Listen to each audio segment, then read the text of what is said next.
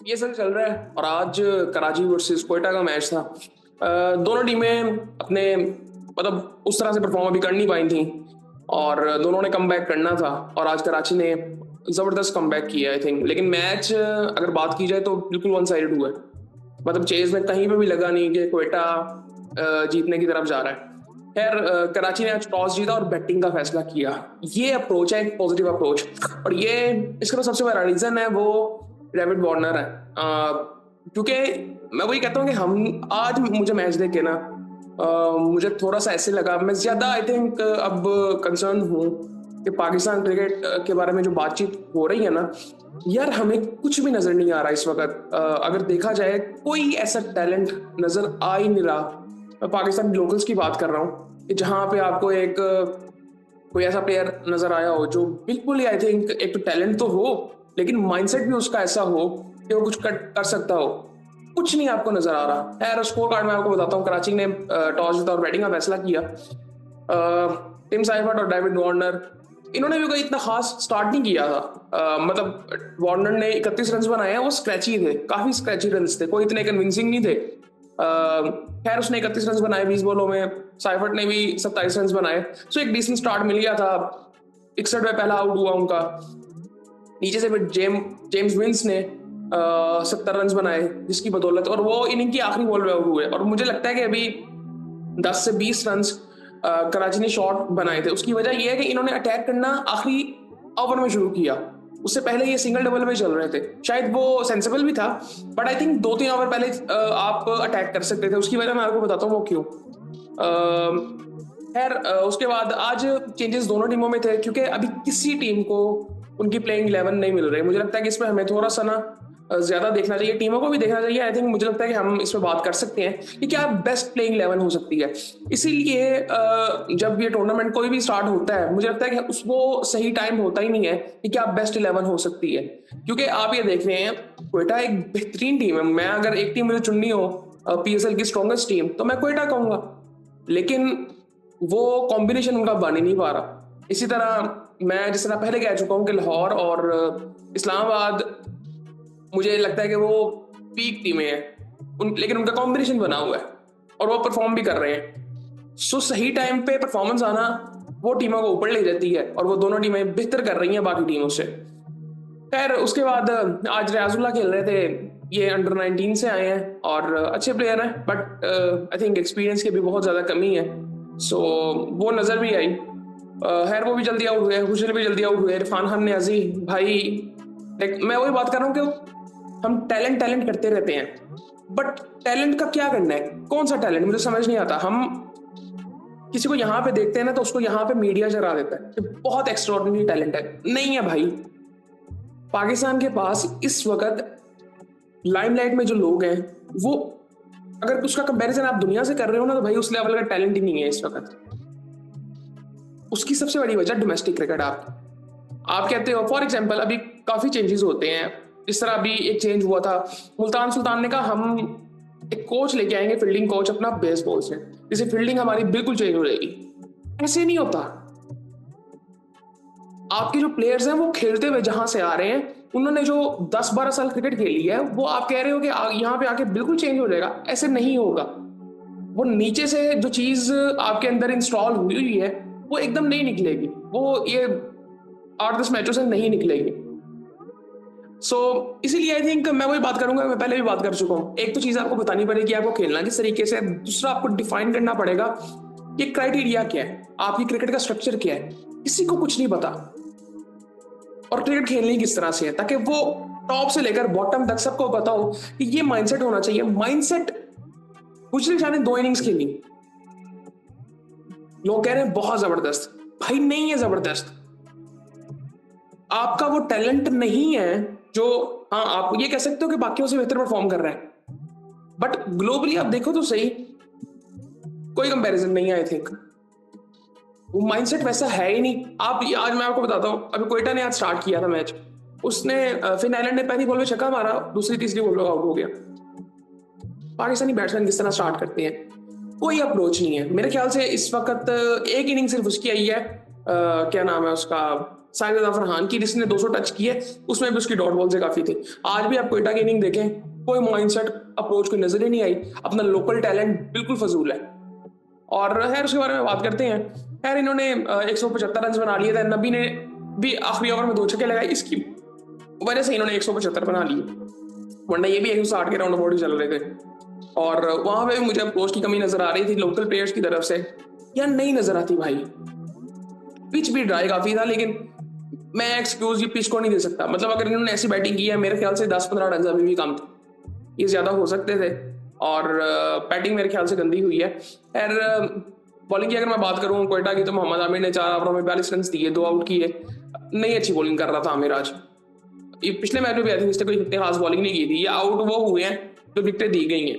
So I think इसमें कुछ कह नहीं सकते। और इनका कोई आई थिंक बयान भी आया था अभी रिसेंटली, जी आईपीएल अगर अगले साल आपको कोई ऑफर करता है, क्योंकि ये अब सिटीजनशिप इनके पास आ गई आई थिंक इंग्लैंड की, इनकी वाइफ इंग्लैंड से है। सो अगर कोई ऑफर होती है तो उन्होंने कहा मैं आईपीएल खेलूंगा पीएसएल को साइड पे करके। पहले तो ये सवाल आई थिंक हम इस तरह के सवाल समझ लिए थे हम क्यों करते हैं, और जाहिर बात है कि वो उसको अपॉर्चुनिटी मिलेगी तो वो जाहिर बात है वो लेगा। खैर उसके बाद अगर एक आज प्लेयर खेल रहे थे अली माजिद, 2 ओवर इन्होंने शुरू में अच्छे नहीं किए, बाद में कम बैक किया, 2 आउट किए 29 रन दे के 4 ओवरों में। शोन एबर्ट आज खेल रहा था और 4 ओवरों में 33 रन दे के 1 आउट किया। अबरार ने 4 ओवरों में 33 रन दे के 1 आउट किया। सऊद शकील ने 3 ओवर किया आज, अच्छी बॉलिंग की। सऊद ने आज कैप्टन था, जाहिर बात है मैं पहले भी कहता हूँ इसको ट्राई करना चाहिए था पाकिस्तान टीम में भी, इसे बॉलिंग करवानी चाहिए थी। खैर अच्छी बॉलिंग की, 1 आउट भी किया। फहीम अशरफ ने 1 ही ओवर किया, 17 रन दिए उसमें। उसके बाद कोयटा बैटिंग के लिए आता है और सऊद ने मुझे समझ नहीं क्या इनिंग खेली है, कोई समझ नहीं है मुझे। अभी वो नॉट आउट थे, पूरी टीम उधर से आउट हो गई है, ये नॉट आउट थे। सऊद शकील ने 33 रन बनाए 40 बॉलों में, 3 चौके लगाए। और पहले आई थिंक 12 ओवरों में इन्होंने सिर्फ 20 बॉलें खेली थी, कुछ समझ नहीं आई। फिर एलन ने 1 छक्का मारा और दूसरी तीसरी बॉल पे आउट हो गया। हसन नवाज, ये कॉम्बिनेशन यहाँ से खराब हो रहा है असल में। आप अगर हसन नवाज को फॉर एग्जांपल साइड पे करते, मेरे ख्याल से कुशल मेंडिस को ऊपर खेलना चाहिए। अब आगे जाके अगर इनके पास अब चैपमैन आएगा तो उसकी जगह कहां बनेगी, आप कुशल मेंडिस को बाहर करोगे। मेरे ख्याल से इनका बेहतर प्लेयर अगर फॉरेन प्लेयर की मैं बात करूं वो कुशल मेंडिस है, क्योंकि वो इस तरह की कंडीशंस में खेलता भी है और उसकी अप्रोच मुझे बड़ी बेहतर लग रही है। और वो जिस तरह से बॉल को मिडल कर रहा है। ख्वाजा नाफे कोई इंप्रूवमेंट नहीं है, गेम अवेयरनेस की कमी उनमें नजर आती है। पिछले साल वो खेले थे, पहले मैच में 150 किया था, उसके बाद कुछ नहीं था। आज भी उन्होंने स्टार्ट ऐसे ही किया है। और आप राइली डूसो को इतना लेट नहीं खिला सकते भाई, 6ठे नंबर पे खेल रहा है राइली डूसो, वो तीसरे चौथे नंबर का बैट्समैन है, या 1 डाउन वो आता था, आप उसको 6ठे नंबर पे खिला रहे हैं। वो उसने तो मैच बनाना होता है। और उसके बाद कोई बैट्समैन ही नहीं था यार। शॉन एबर्ट आया, फिर उसके बाद आमिर था, आमिर ने आगे 30 रन बनाए। अब आमिर ने अगर नीचे से आगे जिस तरह की उसने शॉट्स लगाई थी भाई, सऊद आई थिंक उससे शॉट्स लग ही नहीं रही थी। वो पता नहीं, मुझे नहीं समझ रही क्या वो एनालिसिस कर रहा था गेम का। आई थिंक उसको ट्राई करना चाहिए था, जब 10-12 बॉलें हो जाएं आई थिंक T20 में ट्राई कर लेना चाहिए आपको। और अटैक करना चाहिए था। आप मैच सिर्फ नहीं जा रहा था, दूसरी तरफ लेके जाओ, खत्म करो मैच को। खैर 15 एक्स्ट्रा भी दिए कराची ने, 119 रन।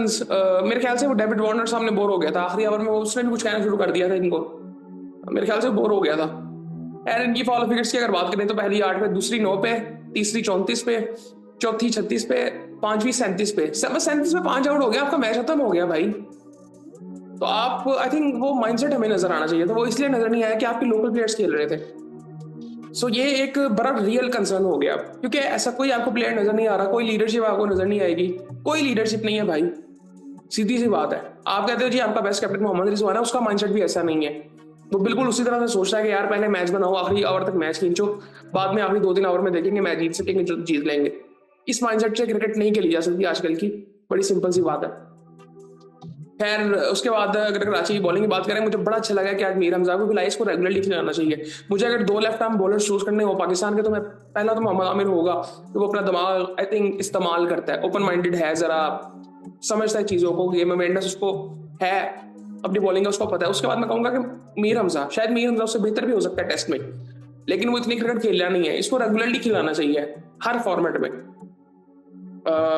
हसन अली जबरदस्त फॉर्म में आई थिंक, बहुत अच्छी बॉलिंग कर रहा है, इसकी पेस भी काफी बेहतर हुई है, 3 आउट आज भी किए इसने, अच्छी बॉलिंग कर रहा था और लग रहा था कि पूरे रिदम में अपने सारे मैचेस में ऐसे लगा इस टूर्नामेंट में आई थिंक बहुत ज़बरदस्त, ये अच्छी बात है कि ये थोड़ा सा परफॉर्म करने लगे, वरना कोई हमें कुछ नज़र नहीं आ रहा। मोहम्मद नबी, क्या बंदे ने इस बंदे का आज मैच चल रहा था, क्या ज़बरदस्त। और ये आई थिंक फोर्सफुली इनको डाला गया था, क्योंकि वो आई थिंक आदम मिलने जो है उसको कोई इंजरी हुई थी वार्म अप के वक्त, उसकी वजह से इसको डाला गया था। फिर आई थिंक उसने परफॉर्म कर दी है। अब आप क्या करोगे? सो ये कॉम्बिनेशन का इशू अभी सारी टीमों के साथ चल रहा है। उसके बाद खुशदिल शाह ने 4 ओवरों में 28 रन दिए, कोई आउट नहीं किया। अब्बास ने 2 ओवरों में 9 रन देके 2 आउट किए। आमिर जमाल ने 2 ओवरों में 10 रन देके 1 आउट किया। अब मुझे अब्बास का भी एक मसला लगता है कि जहां पे आउट करने हो, मैं कहता हूँ अब्बास एक अच्छा ऑप्शन है, बट जहां पे कंटेन करना हो अब्बास मुझे लगता है कि वहां पे अपना माइंड लूज कर देता है। मतलब मुझे उसको आज कंट्रोल ही उस तरह से नहीं लगा। इस टूर्नामेंट में जितने मैचेस वो खेला है, अभी रेगुलरली वो खेल रहा है, बट उसका मुझे कंट्रोल उस तरह से नजर ही नहीं आ रहा।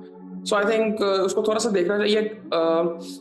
बाकी आई थिंक आईपीएल वाला मैच अभी चल रहा है, और आज वो भी मैच छोटा था, 14 ओवर का मैच हो रहा है। वो लग रहा है पंजाब जीत जाएगा आराम से, 2-3 ओवर रह गए। लेकिन आई थिंक ये भी पाकिस्तान वाला जो सूरत हाल चल रही है पीएसएल की, I think one sided match हो रहे हैं मोस्टली, बट आई थिंक ये बेहतर होना चाहिए। कल वाला मैच भी बड़ा जबरदस्त है, देखते हैं कल के मैच में क्या होता है। कल मुल्तान का और पेशावर का मैच है, दोनों टीमों को जीत की जरूरत है, स्पेशली पेशावर को। दोनों टीमें अच्छी हैं। पेशावर का मुल्तान का मुझे टॉप ऑर्डर थोड़ा सा लगता है कि 1-2 चेंजेस वहां पे करने चाहिए। खैर मुझे लगता है इसमें हमें बात करनी चाहिए कि क्या प्लेइंग 11 बेस्ट हो सकती है, क्योंकि अब ये बिल्कुल ठीक टाइम है कि जहां पे हम देख सकते हैं कि जिस तरह अब मुझे लगता है कि चैपमैन आएगा तो वो कहाँ खेलेगा, कोयटा में खेल ही नहीं सकता। ये वाला एनालिसिस हम पहले नहीं कर सकते थे कि जब आपके पास पूरा एक स्क्वाड था कि नहीं, क्योंकि अब सबकी फॉर्म कुछ ना कुछ नजर आ गई है, आपने ट्राई किया है प्लेयर्स को। सो अब यहाँ पे हम कुछ चीजें देख सकते हैं आई थिंक।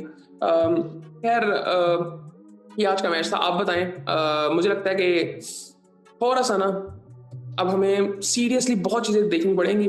पता नहीं अब उम्मीद क्या करें इस चीज से, लेकिन इस चीज को देख के अच्छा लग नहीं रहा। कोई एक्स्ट्रा ऑर्डिनरी टैलेंट हमें नजर नहीं आ रहा पाकिस्तान क्रिकेट में, सीरियसली।